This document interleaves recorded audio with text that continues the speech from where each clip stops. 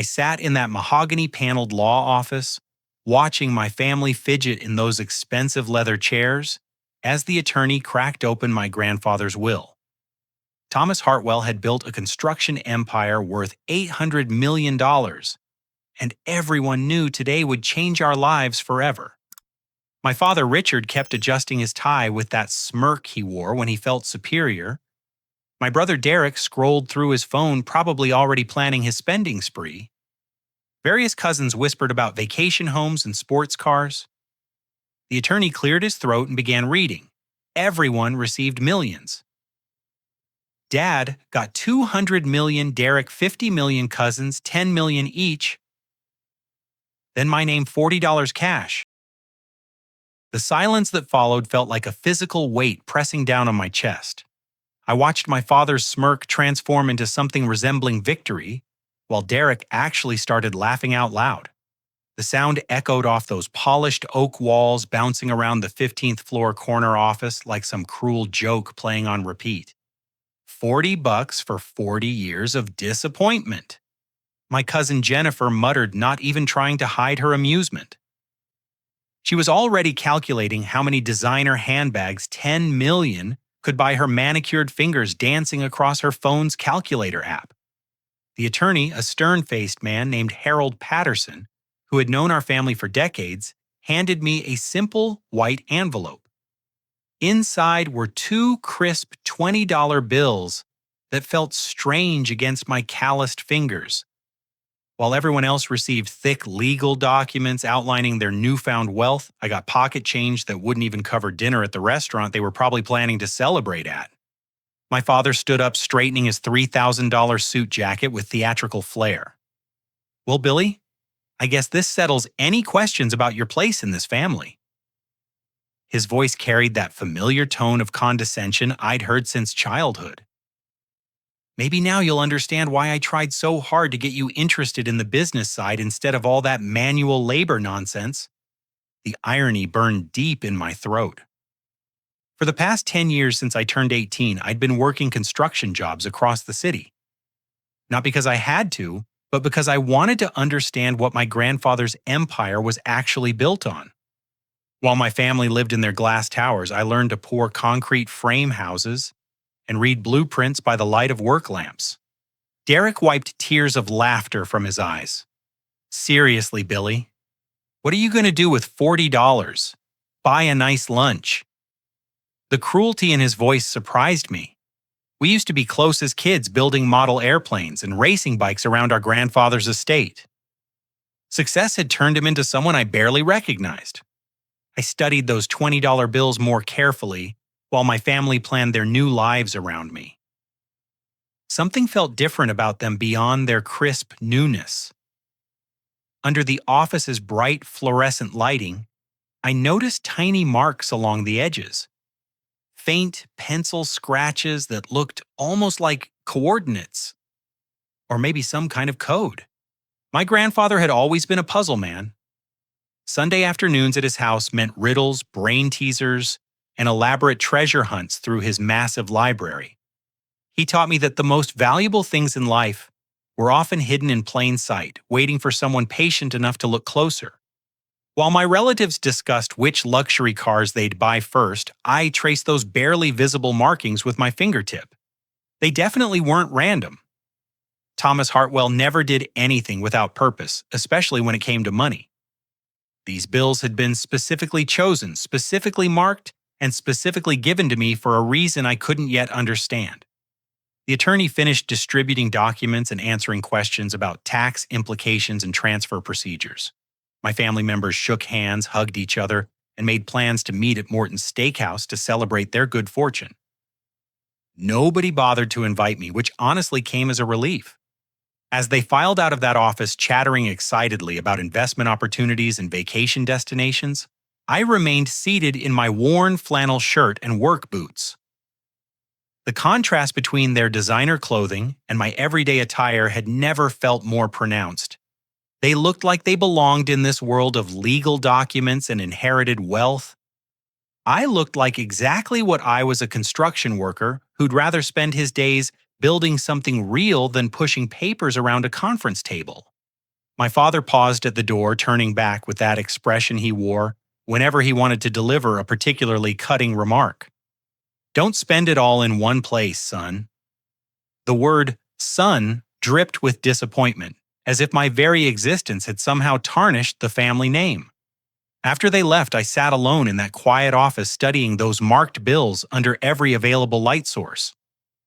The scratches formed a definite pattern, though I couldn't decode their meaning yet. Whatever my grandfather intended, these $40 represented far more than their face value. They were a message, a clue, maybe even a test. Harold Patterson approached my chair, his expression softer now that we were alone. Billy, I want you to know that your grandfather spoke about you often in his final months. More than he spoke about anyone else in the family, actually. Those words hit harder than I expected. My grandfather and I had maintained a close relationship despite my family's disapproval, meeting regularly at construction sites, where he'd point out architectural details and share stories about building his empire from nothing. He understood my passion for creating things with my hands rather than inheriting them through birthright. I folded those marked $20 bills carefully and slipped them into my wallet. Whatever message they contained, whatever test or challenge my grandfather had designed, I would figure it out. The man who taught me to see potential in empty lots and abandoned buildings wouldn't have left me with just $40 unless those dollars held the key to something much bigger. The next morning, I drove my beat-up pickup truck to First National Bank, the massive granite building where my grandfather had conducted business for over 50 years. The contrast between my dusty Ford and the luxury cars in the parking lot couldn't have been starker, but I'd stopped caring about appearances a long time ago. Inside the lobby buzzed with quiet efficiency. Marble floors reflected the soft lighting, while well-dressed customers conducted their financial business in hushed tones. I approached the main counter feeling slightly out of place in my work clothes and asked to speak with someone about examining some bills I'd inherited. The teller, a young woman with perfectly styled blonde hair, looked at me skeptically. Sir, if you're questioning the authenticity of your currency, I can certainly have our manager take a look, but it's unusual for counterfeit bills to make it into estate distributions. I explained that I wasn't worried about counterfeiting, but rather some markings that might be significant. She disappeared into a back office, returning moments later with Patricia Walsh, the bank manager. Patricia was a woman in her early 50s, with steel gray hair and sharp eyes that had probably seen every financial scheme imaginable. Mr. Hartwell? She said, recognizing my last name immediately. I'm so sorry for your family's loss. Your grandfather was one of our most respected clients. How can I help you today? I laid the two $20 bills on her desk, explaining about the faint markings I'd discovered. Patricia picked up a magnifying glass from her desk drawer and examined the bills under her desk lamp. What happened next changed everything. Her face went completely white. She set down the magnifying glass and stared at me with an expression I couldn't read. "Excuse me for just a moment," she said, her voice suddenly tight with tension. She picked up her phone and dialed an extension. "Security, this is Patricia Walsh. I need you to escort Mr. Billy Hartwell to conference room B immediately. Yes, the secure one." My heart started racing. What had I stumbled into? Patricia refused to answer my questions as a security guard appeared and led me through a series of doors I'd never noticed during my previous visits to this bank. We walked down a hallway lined with serious-looking portraits of the bank's founding families, then through another door that required a key card to open. The conference room was unlike anything I'd seen in a regular bank. No windows, thick carpeting that absorbed sound, and walls that looked like they could withstand an explosion. Patricia entered behind us, carrying a small metal box and wearing latex gloves. "Billy," she said, sitting across from me at the polished table, "these serial numbers." She held up my $20 bills. "I've been waiting 23 years for someone to bring me these exact bills." The room felt like it was spinning. 23 years. That would have been around the time I was born. Patricia opened the metal box, revealing a thick manila envelope sealed with red wax. and my grandfather's distinctive signature stamped into it. Your grandfather opened a special account here in 1999. She continued, her voice now filled with something approaching awe. He deposited these specific bills and left very detailed instructions. If anyone ever brought them to this bank, I was to immediately escort them to this room and provide them with the contents of safety deposit box number 1947. 1947. The year my grandfather started Hartwell Construction with nothing but a borrowed pickup truck and an unshakable belief in the power of hard work. My hands trembled as Patricia produced an ornate brass key from the envelope. "There's more," she said, studying my face carefully. "Your grandfather specified that only someone who had worked construction for at least 5 years and could identify specific architectural elements in a series of photographs would be allowed access to the box. He was very particular about ensuring his chosen heir truly understood the business from the ground up." The photographs she showed me depicted various buildings around our city. I recognized them immediately as some of my grandfather's earliest projects: a small office building downtown, a residential complex on the east side, and the elementary school where I'd attended kindergarten.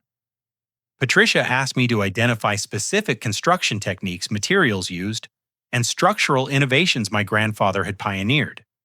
Every question came easily. Years of working alongside experienced carpenters, electricians, and masons had taught me to read buildings like books. I could see the craftsmanship in those black and white photographs, the attention to detail that had made Hartwell Construction legendary in our industry. Patricia nodded with satisfaction after each correct answer. "Your grandfather said you'd know. He said you were the only family member who'd bothered to learn what construction actually meant." She stood up, smoothing her conservative business suit. "Mr. Hartwell, if you'll follow me to our vault level, we'll retrieve your inheritance." The elevator descended 2 floors below street level, opening into a world I never knew existed beneath the familiar bank lobby. Steel-reinforced walls, biometric scanners, and security cameras monitored every square inch of space. Our footsteps echoed in the absolute silence as Patricia led me past rows of safety deposit boxes toward a special section marked Private Vault Access. Box 1947 was larger than I expected, more like a small filing cabinet than a typical safety deposit box. Patricia inserted her master key while I used the brass key from the envelope. The mechanism clicked open with a sound that seemed to echo through my entire body. Inside, I found documents that would change everything I thought I knew about my inheritance, my family, and my future.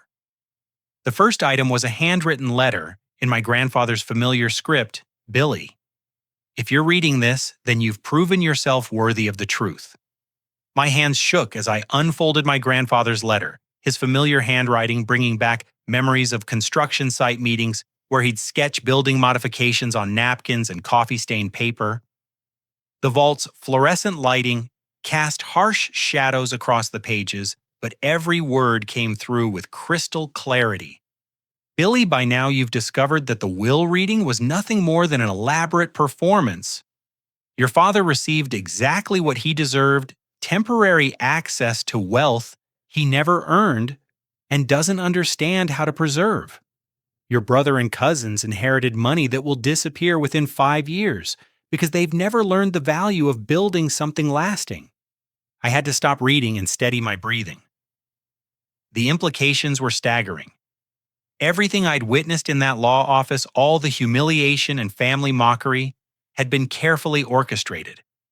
"The real will is contained in this safety deposit box," the letter continued. "You inherit the entire Hartwell Construction empire, $800 million in assets, $237 million in liquid capital, and 14 major ongoing projects across 6 states. However, this inheritance comes with conditions that must be met within exactly 30 days of the public will reading." 30 days. I glanced at my watch, realizing I'd already lost 1 day sitting in shock and confusion.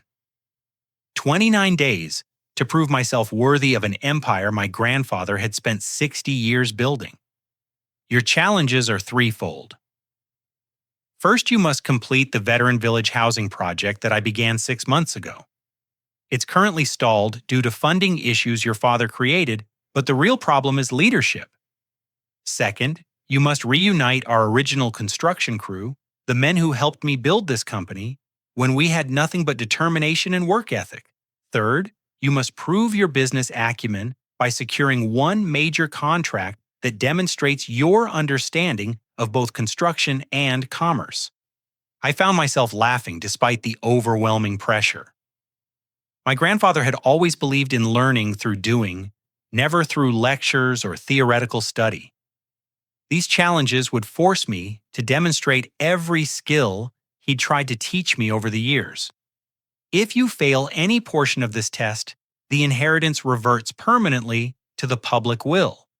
Your family keeps their millions, and the Hartwell name disappears from the construction industry forever. But Billy, if you succeed, something remarkable happens. The public will become null and void. Every penny your family received returns to the company accounts, and you become sole owner of everything I built. The vault seemed to tilt around me. My family's inheritance was temporary contingent on my failure. If I proved myself, they'd lose everything while I gained control of a construction empire. The poetic justice felt almost too perfect to believe. Additional documents in the box revealed the scope of my grandfather's planning. Detailed financial records showed exactly how he'd arranged the temporary transfers to my family members. Legal paperwork demonstrated that every dollar they'd received was technically a loan against the estate callable within 30 days if certain conditions were met. Most shocking was a thick folder labeled Billy's Performance Reviews. My grandfather had been documenting my construction work for years, photographing projects I'd completed, collecting supervisor evaluations, and tracking my skill development. Comments from foremen praised my work ethic, problem-solving abilities, and natural leadership qualities. He'd been preparing this test long before his death, gathering evidence of my capabilities, while my family dismissed me as a disappointment. The Veteran Village project files painted a clear picture of my first challenge. 24 housing units designed specifically for elderly veterans, complete with accessibility features and community spaces. Construction had begun 8 months ago, but stalled when my father diverted project funds to other investments. The original crew had been dismissed, permits had expired, and weather damage had set the timeline back by several weeks. But buried in those files was something that made my heart race: contact information for Jake Morrison, my grandfather's longtime foreman, and the man who'd taught me more about construction than any college course ever could. Jake had been laid off along with the rest of the crew, but according to my grandfather's notes, he'd been quietly maintaining the job site and keeping equipment secure.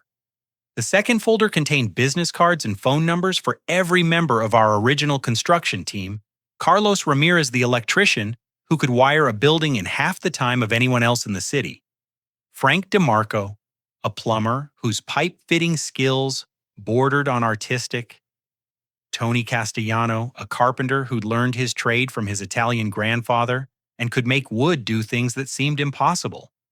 These men had helped build my grandfather's reputation, one project at a time. They'd been loyal to the Hartwell name for decades, and according to the notes, they'd all refused other permanent positions after being dismissed. They were waiting for the company to call them back. The third challenge seemed the most daunting until I read the details. My grandfather had been quietly negotiating a massive government contract for affordable housing development across 5 states.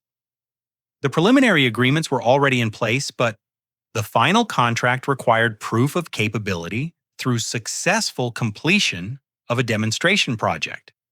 Veteran Village wasn't just my first challenge. It was the key that would unlock a $2 billion federal contract that would transform Hartwell Construction from a regional company into a national powerhouse. I spent 2 hours in that vault reading every document twice and taking notes on the back of bank deposit slips. By the time Patricia Walsh returned to check on my progress, I had a clear understanding of what my grandfather expected and a rough plan for accomplishing it. "Mrs. Walsh," I said, gathering the documents carefully, "I need to know something. Has my family tried to access any of these accounts or make any major financial decisions since the will reading?" Her smile was answer enough before she spoke. "Your father made several calls yesterday afternoon trying to authorize fund transfers and investment changes. I informed him that all estate accounts require a 30-day waiting period before any modifications can be implemented. Standard procedure for inheritance of this magnitude. Standard procedure that my grandfather had undoubtedly arranged to give me time to complete his challenges. Everything had been planned with the precision of a master craftsman laying the foundation for a skyscraper." As I prepared to leave the vault, Patricia handed me one final envelope I'd missed in my initial excitement. Inside was a simple key attached to a leather keychain with the Hartwell Construction logo embossed in gold. "Your grandfather's truck," she explained. "It's been maintained in our executive parking garage since his death. He wanted you to use it for your work, said you'd understand the significance." I did understand. That truck had been his mobile office, his connection to job sites, his symbol of staying grounded despite financial success. It represented everything he tried to teach me about leadership through example rather than authority through position. Walking out of that bank, I felt the weight of $800 million in responsibility settling on my shoulders. But for the first time since sitting in that law office, I also felt something else: excitement.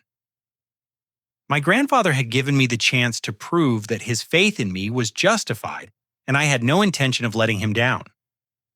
The construction site for Veteran Village looked like a disaster zone when I arrived the next morning. Weeds grew through cracks in the concrete foundation, tarps flapped loosely over incomplete framing, and construction equipment sat rusted under months of weather exposure. But as I walked through the mess, I could see my grandfather's vision taking shape beneath the neglect. Jake Morrison emerged from a small trailer at the far end of the site, coffee mug in hand, and wearing the same weathered work jacket I remembered from my teenage summers spent learning construction basics. At 62, Jake still moved with the purposeful stride of someone who'd spent 4 decades turning blueprints into reality. "Billy Hartwell," he said, extending a calloused hand for a firm handshake. "I wondered when you'd show up. Your grandfather always said you'd figure things out eventually." The relief in Jake's voice told me everything I needed to know about the past few months. "Jake, I need to know exactly what happened here. My grandfather's files give me the financial picture, but I want to hear it from someone who was actually swinging hammers." Jake's expression darkened as he led me through the construction site, pointing out problems that had accumulated since work stopped. "Your father showed up here 3 months ago with some fancy lawyers and accountants. Said the project was over budget and behind schedule, which was complete nonsense. We were actually ahead of schedule despite weather delays." He stopped next to a stack of lumber that had warped beyond usefulness, representing thousands of dollars in wasted materials. "Richard ordered us to stop work, immediately said he was redirecting funds to more profitable investments. When I argued that we had commitments to the veterans who'd already been promised housing, he fired me on the spot." The casual cruelty of my father's decision hit me harder than I expected. These weren't just construction workers to be dismissed. They were craftsmen who'd helped build the Hartwell reputation.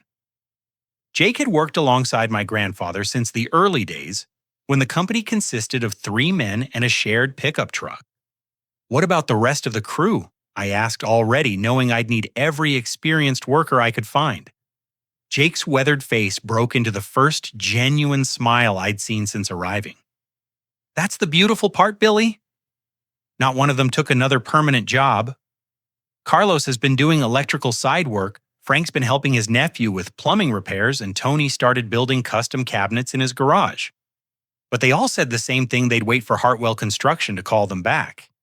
The loyalty these men showed to my grandfather's memory reinforced everything I'd learned about building relationships through respect rather than fear. While my father saw employees as interchangeable resources, my grandfather had created a team of craftsmen who took personal pride in every project bearing the Hartwell name. Jake pulled out his cell phone and started making calls while I examined the building plans more carefully. Within an hour, Carlos Ramirez arrived in his van, loaded with electrical supplies. Frank DeMarco pulled up 10 minutes later, followed by Tony Castellano, driving a truck that had seen better days but obviously received meticulous maintenance. The reunion felt like a family gathering, rather than a business meeting. These men had worked together for so many years they communicated through glances and gesture as much as words. Carlos, a compact man with graying temples and forearms, marked by years of electrical work, assessed the site's power situation with the efficiency of someone who'd solved similar problems dozens of times.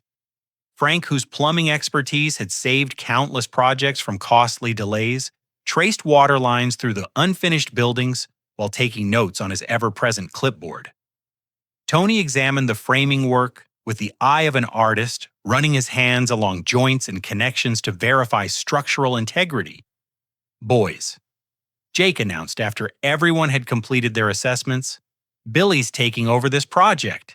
We've got 27 days to complete 24 housing units, and I don't know about you, but I'm tired of watching this place fall apart." The response was immediate and unanimous. Carlos started calculating electrical requirements. Frank began planning plumbing installations, and Tony sketched modifications to speed up the framing process. These weren't employees following orders. They were craftsmen eager to finish something they'd started with pride.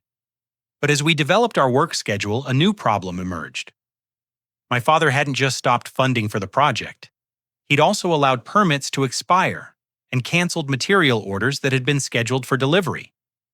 We'd need new city approvals, updated inspections, and suppliers willing to deliver materials on short notice. "Billy," Jake said quietly, pulling me aside while the others discussed logistics, "there's something else you need to know about why your father really stopped this project." He led me to a corner of the site where surveyors' stakes marked the future community center. "Your grandfather designed this development to be completely self-sufficient solar panels, rainwater collection, even a small workshop where the veterans could learn construction skills and earn income through light manufacturing." The scope was breathtaking and completely in line with my grandfather's philosophy of creating lasting value rather than quick profits. But Jake's expression suggested there was more to the story. Richard called it a waste of money, said affordable housing should be as cheap as possible to maximize profit margins. When your grandfather refused to cut corners on accessibility features and energy efficiency, Richard started undermining the project behind his back. The betrayal cut deep.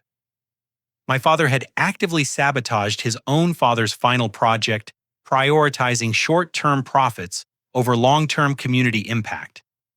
But as I studied the plans more carefully, I realized my grandfather had anticipated this possibility. Hidden within the technical specifications were references to federal energy efficiency standards and accessibility compliance requirements that would qualify the project for substantial government rebates and tax incentives. Completing the development exactly as designed wouldn't just house veterans. It would demonstrate the kind of innovative construction that major clients looked for when awarding large contracts. "Jake," I said, "making a decision that would commit us to an incredibly challenging timeline. We're not just going to finish this project. We're going to finish it exactly the way my grandfather designed it, with every feature and upgrade he included." The older man's grin reminded me why he'd been my grandfather's trusted foreman for so many years. "Billy, your grandfather always said you understood the difference between building something and building something right. Let's show this city what Hartwell construction can accomplish when we're not worried about cutting corners." Over the next 6 hours, we transformed chaos into organized activity.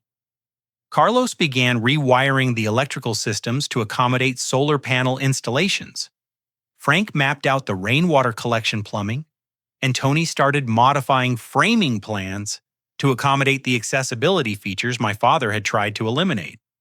I spent the afternoon dealing with permits and inspections, learning quickly that my grandfather's reputation opened doors that might have remained closed for other contractors.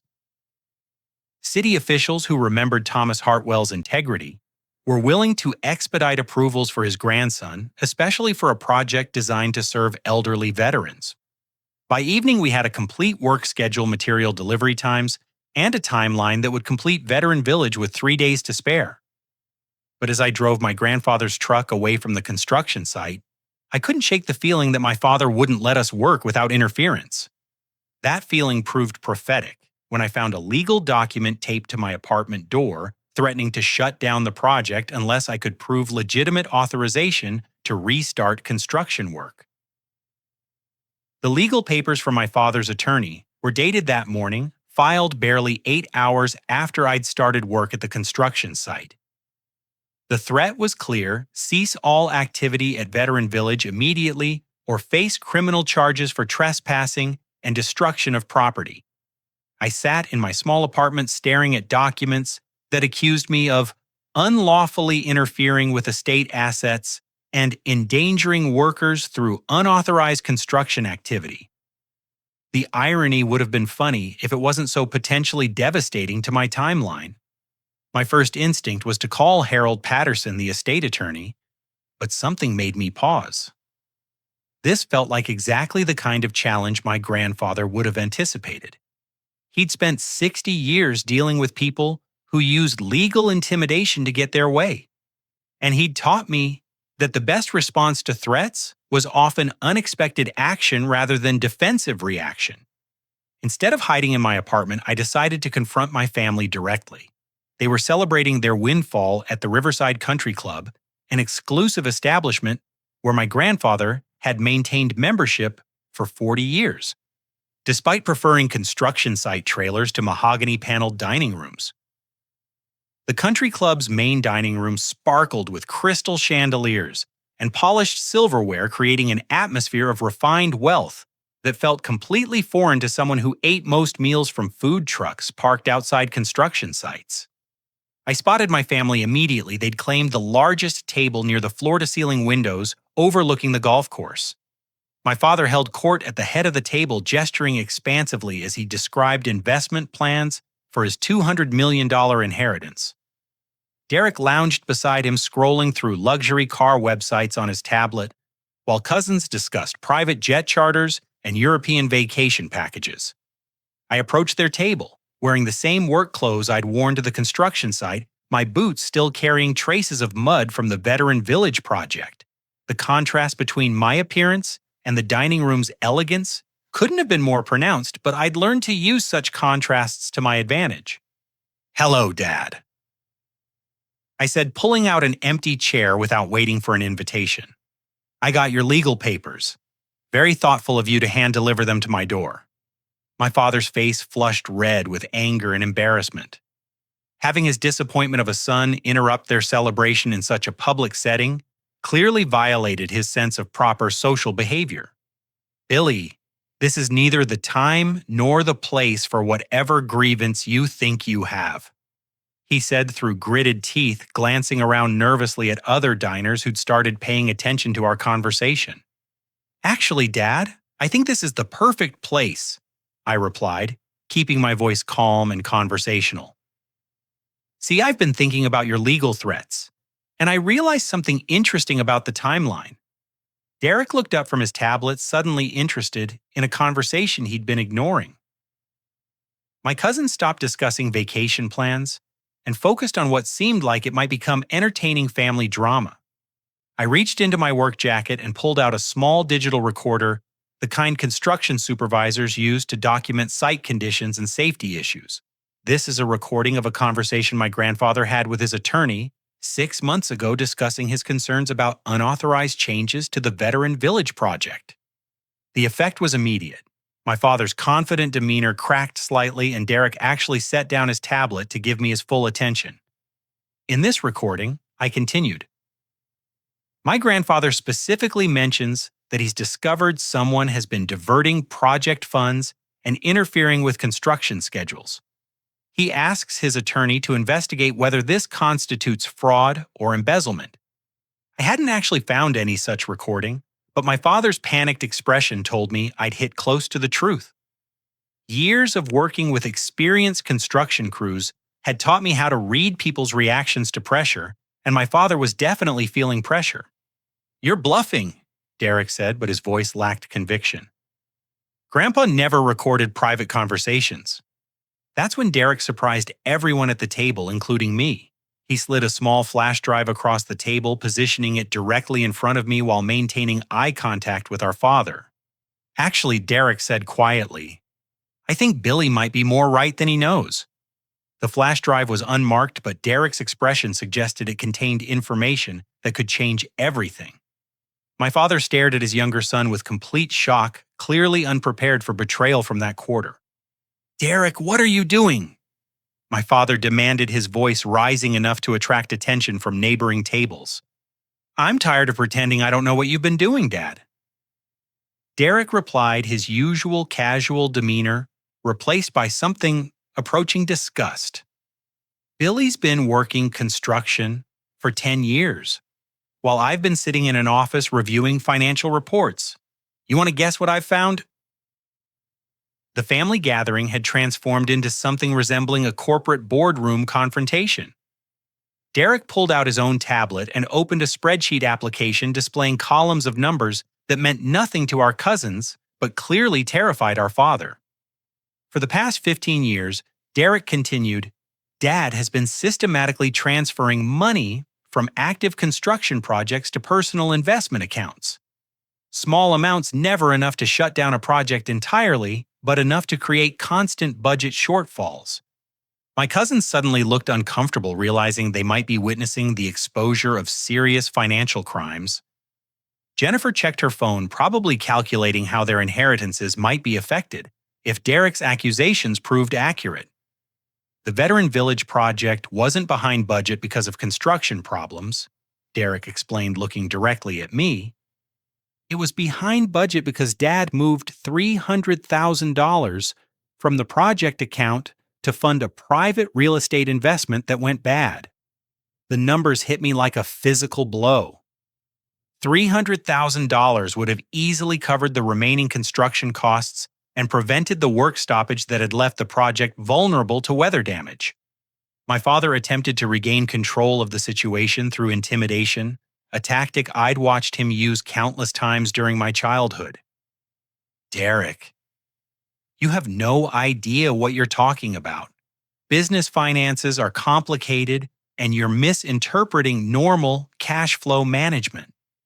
But Derek was no longer the easily manipulated younger son who'd spent his 20s following our father's direction without question. "Dad, I have 15 years of bank records, transfer authorizations, with your signature and documentation of projects that failed because of mysterious funding shortfalls." The flash drive Derek had given me contained copies of everything financial records, proving embezzlement, email communications, showing deliberate project sabotage, and evidence that our father had been systematically weakening Hartwell Construction's reputation to justify selling the company to a competitor. As I reviewed Derek's documentation on his tablet, a larger picture emerged. My father hadn't just been stealing money, he'd been actively undermining my grandfather's business to force a sale that would have netted him a substantial broker's commission while destroying 60 years of family legacy. "Derek," I said, understanding for the first time why my brother had laughed at my $40 inheritance. "How long have you known about this?" His answer surprised me with its honesty. "I've suspected for 3 years, but I've been documenting everything for the past 18 months. I was waiting for the right moment to present evidence to Grandpa, but then he got sick, and I thought maybe I could handle Dad quietly after the funeral." The family table had become a battlefield where alliances shifted by the minute. Our cousins realized their inheritances might disappear if the estate discovered fraud. Derek had positioned himself as a whistleblower, seeking justice. My father sat trapped by evidence he couldn't deny. But I held the strongest position because I was the only person at that table who knew the truth about my grandfather's real will and the temporary nature of everyone's inheritance. Dad, I said, standing up and pocketing Derek's flash drive. You've got 48 hours to confess your embezzlement to the estate attorney and return every stolen dollar to company accounts. If you don't, Derek and I will present this evidence to the board of directors, the state attorney general, and every construction industry publication in the region. My father's face had gone from red to pale white.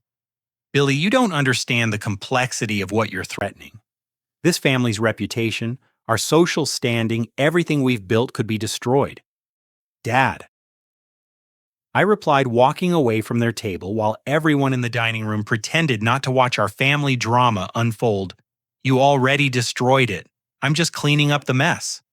As I reached the dining room exit, Derek caught up with me, moving faster than I'd seen him move since high school. Billy, wait, he said, slightly out of breath. There's something else you need to know about why I gave you that evidence. His next words would prove that my grandfather's test had revealed family loyalties I'd never suspected. Derek followed me into the country club's parking lot, away from the curious stares of diners who'd witnessed our family confrontation. Under the soft glow of decorative lighting, my brother looked younger than his 26 years, stripped of the confident facade he'd worn throughout our childhood. Billy, I need you to understand something. He began, leaning against my grandfather's pickup truck. I didn't give you that evidence to help you win some inheritance battle. I gave it to you because Grandpa deserved better than what Dad was doing to his company. The sincerity in Derek's voice caught me off guard. Growing up, we'd been competitive about everything grades, sports, our grandfather's attention. Success and family expectations had driven us apart, but apparently shared disgust at our father's behavior was bringing us back together. How much do you actually know about what's been happening? I asked, studying my brother's face for signs of deception. Derek's answer revealed a level of business awareness I hadn't given him credit for. I know Dad's been embezzling, I know he's been sabotaging projects, and I know he's been negotiating secretly with Morrison Industries to sell Hartwell Construction for parts. Morrison Industries was our biggest competitor, a corporate construction company that specialized in cheap, fast builds with minimal quality standards. The idea of my grandfather's legacy being absorbed by Morrison represented everything Thomas Hartwell had fought against during his career. But here's what really bothers me. Derek continued, his voice gaining strength as he talked. I've been watching you work construction for 10 years, and I've seen the respect you get from crews, suppliers, and clients. Dad talks about you like you're some kind of failure, but everyone in the industry knows you're the best young foreman in the city. This was the longest, honest conversation Derek and I had shared since we were teenagers, and it was revealing aspects of our family dynamics I'd never fully understood. Derek, why haven't you said anything before now? Why wait until after the will reading? His answer explained years of confusing family interactions. Because I thought Dad might change after Grandpa died. I thought maybe he'd realize that continuing the embezzlement would dishonor Grandpa's memory. Instead, he's gotten worse. Derek pulled out his phone and showed me recent bank transactions I hadn't seen in his flash drive documentation.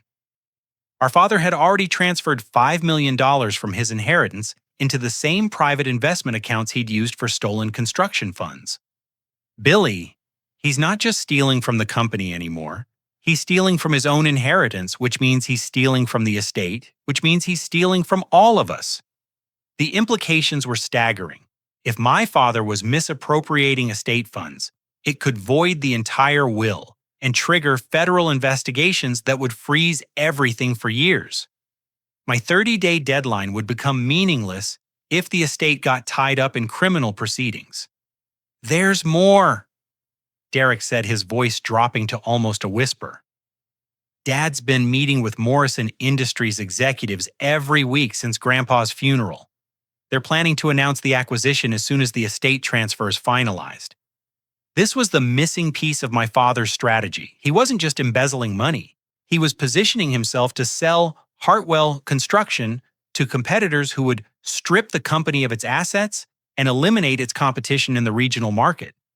Derek, I need to ask you something, and I need you to be completely honest.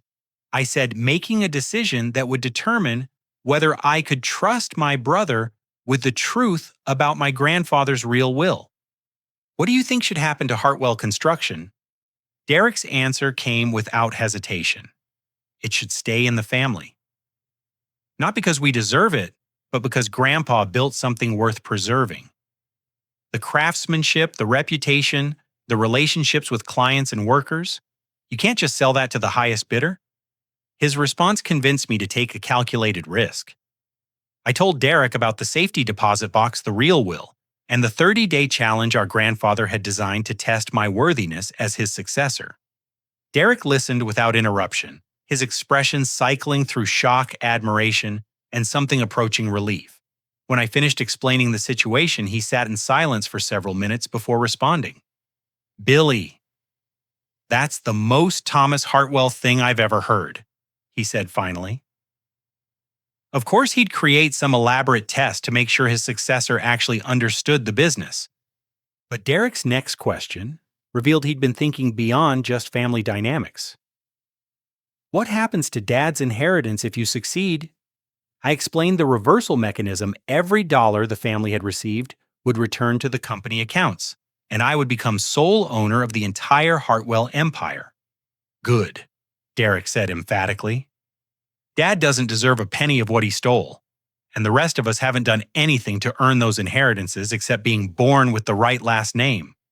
Derek's response suggested a level of integrity I hadn't expected, but I needed to understand his motivations completely before trusting him with sensitive information. Derek, if I succeed in this challenge, you lose $50 million. Are you really okay with that? His laugh contained genuine amusement rather than bitterness. Billy, I've been watching Dad steal from Grandpa for years, knowing it was wrong, but not having the courage to stop it.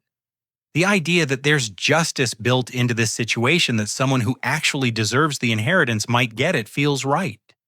We spent the next hour developing a strategy that would protect the Veteran Village project while gathering additional evidence of our father's crimes.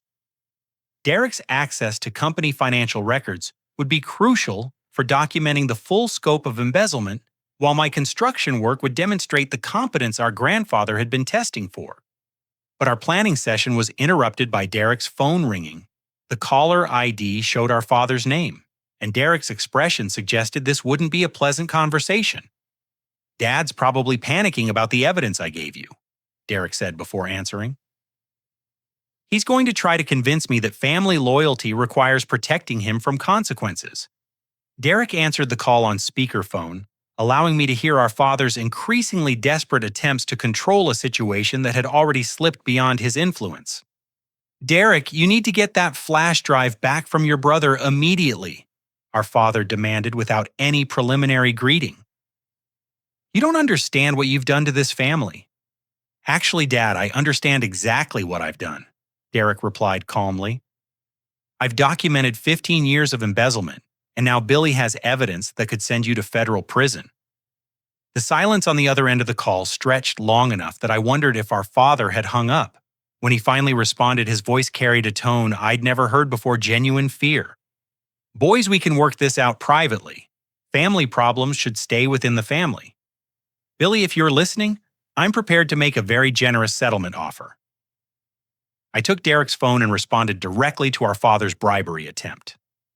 "Dad, here's my counteroffer. Confess everything to Harold Patterson by tomorrow afternoon, return every stolen dollar with interest, and resign from any involvement in Hartwell Construction. In exchange, Derek and I won't file criminal charges. And if I refuse, then in 26 days, when I've completed Grandpa's challenges and inherited everything you thought you'd stolen, you'll be facing federal prosecutors instead of family negotiations." I hung up before he could respond, but Derek was staring at me with an expression of complete amazement. "Billy, do you realize what just happened? You basically declared war on Dad, using evidence I provided while betting everything on challenges that might be impossible to complete." He was right, but I'd learned something important from years of construction work. Sometimes the biggest risks produce the most reliable foundations. Derek Grandpa didn't design this test expecting me to fail. He designed it expecting me to prove that everything he'd taught me about building something lasting was worth preserving. 2 hours later, I received a call from Jake Morrison that would change everything again. The Veteran Village project had attracted attention from federal housing officials who wanted to discuss expanding our affordable housing program to a national scale. The call from Jake came at 6 o'clock the next morning while I was reviewing construction schedules over coffee in my grandfather's truck. Jake's voice carried an excitement I hadn't heard since the early days of my construction education. "Billy, you need to get down to the job site immediately. We've got visitors who are going to change everything." I arrived at Veteran Village to find 3 official government vehicles parked next to our construction equipment. Men and women in business suits walked through the partially completed buildings, taking photographs and measurements while discussing details I couldn't quite hear from a distance. Jake met me at the site entrance, practically vibrating with energy. "Billy, these are federal housing officials from Washington. They've been monitoring this project since your grandfather first proposed it 8 months ago." The lead official, a woman named Sandra Chen, who directed the Department of Housing and Urban Development's Innovative Housing Initiative, approached us with a thick folder of documents and an expression that suggested serious business discussions were about to begin. "Mr. Hartwell," she said, extending her hand for a professional handshake, "I'm very sorry for your family's loss. Your grandfather was pioneering affordable housing concepts that we've been hoping to implement on a national scale." She gestured toward the buildings where her team continued their evaluation. "The energy efficiency standards, accessibility features, and community integration elements of this development represent exactly the kind of innovation we need for our nationwide affordable housing program." Sandra's next words confirmed my grandfather's strategic planning had extended far beyond anything I'd discovered in that safety deposit box. 6 months ago, your grandfather submitted preliminary proposals for a federal contract worth $2 billion over 5 years. The contract involves building affordable housing developments in 47 cities across 5 states, using the Veteran Village project as our demonstration of capability. $2 billion. The number seemed impossible until Sandra showed me the scope of what the federal government wanted to accomplish. Climate-controlled housing for elderly veterans, energy-efficient apartments for low-income families, and transitional housing for homeless individuals, all built to standards that would serve as models for private developers. However, Sandra continued, the contract requires proof of successful project completion before we can finalize agreements. We need to see that Hartwell Construction can deliver on promises made in the proposal. Jake's grin told me he'd already understood the implications, but Sandra made them explicit. If you complete Veteran Village exactly as your grandfather designed it within the timeline specified in our preliminary agreements, Hartwell Construction becomes our primary contractor for the largest affordable housing initiative in federal history. The timeline specified in their agreements was 28 days from today. My grandfather had coordinated his 30-day challenge with federal contracting requirements, ensuring that success in his personal test would automatically qualify me for the business opportunity he'd been developing. Sandra's team spent 4 hours evaluating our construction progress, interviewing our crew members, and reviewing our plans for completing the project. Their questions revealed the depth of my grandfather's preparation. Every innovation we'd implemented had been specifically chosen to meet federal standards for sustainable, accessible housing. Carlos walked the electrical inspector through our solar panel installation, explaining how the system would generate enough power to make each housing unit energy independent while feeding excess electricity back to the city grid. Frank demonstrated the rainwater collection system that would reduce municipal water consumption by 60% while maintaining full accessibility for residents with mobility limitations. Tony showed the construction quality inspector framing techniques that exceeded building codes while reducing construction time through modular assembly methods my grandfather had developed over decades of experience. But the most impressive evaluation came when Sandra interviewed our residents-to-be elderly veterans who'd been waiting 8 months for construction to resume. Their stories of military service, subsequent struggles with housing insecurity, and gratitude for the community features my grandfather had included brought tears to Sandra's eyes. "Mr. Hartwell," she said as her team prepared to leave, "your grandfather understood something that many developers miss: affordable housing isn't just about providing shelter. It's about creating communities where people can rebuild their lives with dignity." Sandra handed me official documentation that would expedite every permit inspection and approval we'd need to complete the project. More importantly, she provided preliminary contract documents showing the scope of work Hartwell Construction would receive upon successful completion of our demonstration project. $2 billion over 5 years with options for expansion if our performance met expectations. The contract would employ hundreds of workers, establish Hartwell Construction as a national leader in affordable housing, and create a legacy worthy of my grandfather's vision. But as Sandra's team departed, I realized my father's legal threats could still derail everything. His embezzlement and sabotage had created financial irregularities that could invalidate our federal contract eligibility if discovered during background investigations. That afternoon, Harold Patterson called with news that would resolve the legal situation permanently. My father had arrived at the law office with his own attorney, prepared to confess his embezzlement and negotiate a settlement that would avoid criminal prosecution. "Billy," Harold said, "your father has agreed to return $4.8 million in stolen funds plus interest and penalties. He's also signed documents transferring all voting rights in Hartwell Construction to you effective immediately." The confession triggered the reversal mechanism in my grandfather's real will. Every dollar my family had received in the public will, reading returned automatically to Hartwell Construction accounts, while I gained complete control of the company 3 weeks ahead of my 30-day deadline. Derek called an hour later with news about our family's reactions to losing their inheritances. Our cousins were furious, but legally powerless to challenge a will they'd never bothered to read carefully. My mother surprisingly expressed pride that her father-in-law's legacy would continue through someone who understood its value.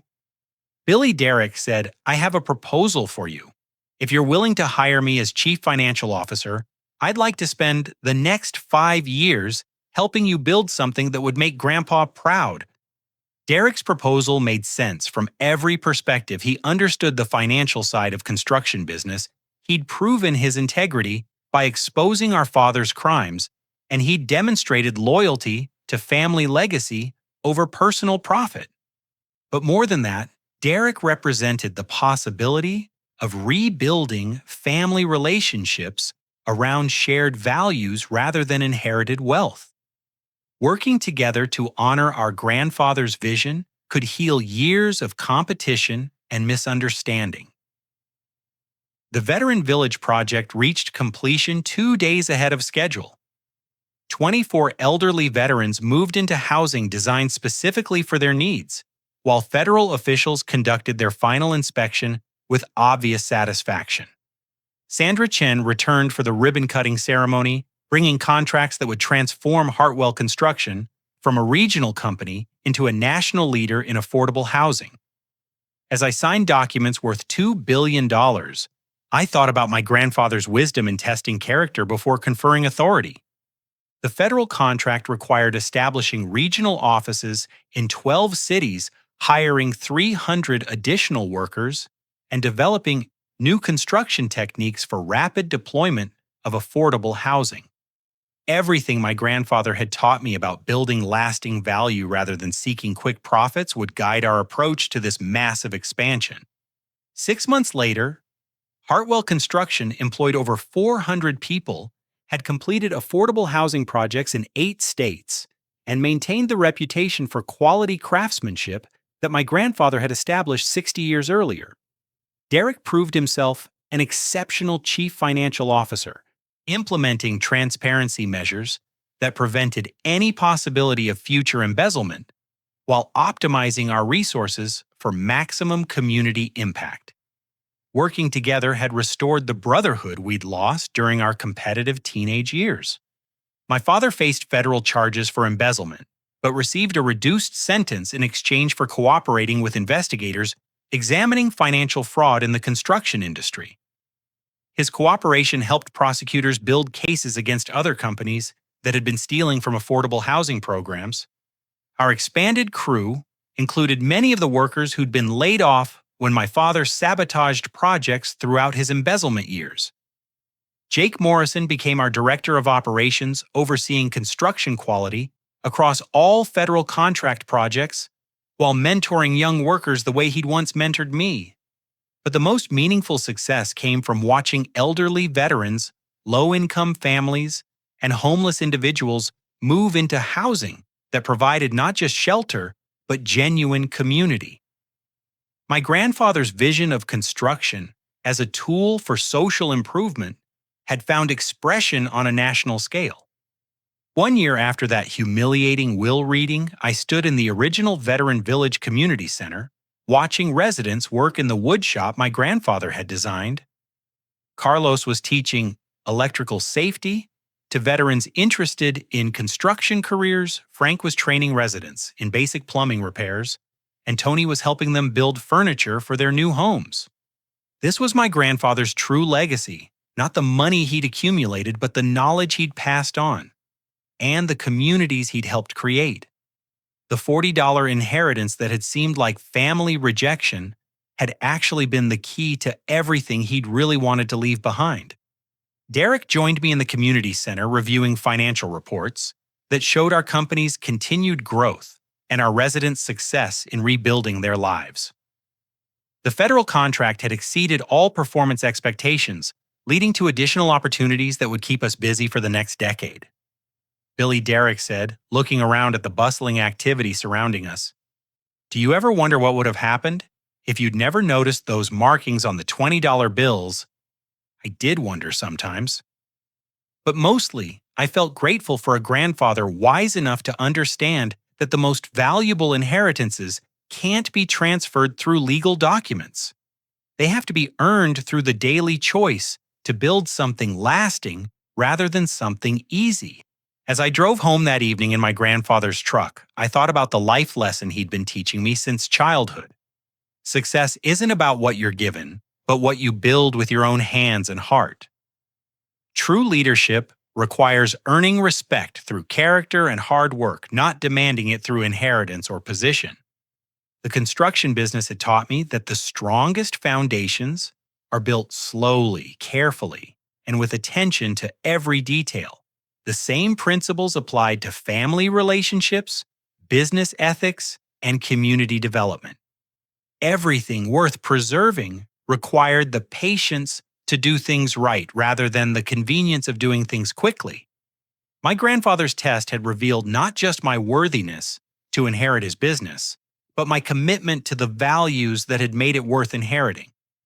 The billions of dollars in contracts, the hundreds of employees, and the thousands of people housed through our projects were all built on the foundation of that simple lesson: build something that matters, and it will matter to others. Now I want to ask you something. Have you ever discovered that what seemed like the worst thing that happened to you was actually the beginning of the best thing in your life? Maybe a job you lost led to a better career, or a relationship that ended opened the door to finding your true partner.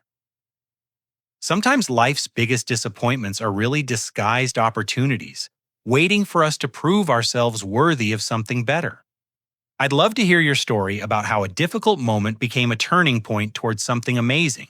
Share your experience in the comments below, because I believe we all have moments when $40 turns into something worth billions, not in money, but in purpose and meaning. If this story reminded you that hard work and integrity always pay off in the end, please like this video and subscribe for more stories about ordinary people discovering extraordinary possibilities in their lives. Share this with someone who might need to remember that their current disappointment could be tomorrow's greatest opportunity. Thank you for joining me on this journey, And remember, sometimes the smallest inheritances carry the greatest potential. Keep building something that matters, and I'll see you in the next story.